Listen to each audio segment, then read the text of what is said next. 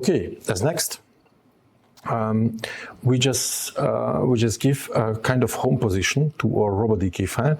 It is necessary for some cobots or for some devices where the factory built-in home position is not so feasible. We are choosing a kind of position with the free ride mode, for example, here, where we try to avoid any kind of singular positions. This looks quite well. And then we are just getting get position. And we just add simply a new target.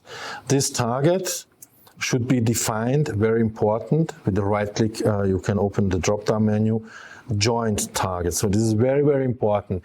A joint target means that the axis rotation degrees will be stored, saved basically, and not only the position of the tip of the pen, okay?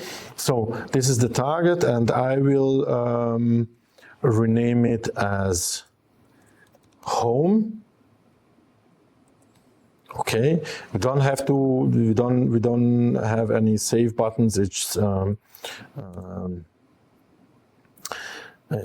just done with by hitting the enter button. And here, right click. I do not left click. I right click only this one, and then I see teach current position. So this position of the robot is right now defined as the home position.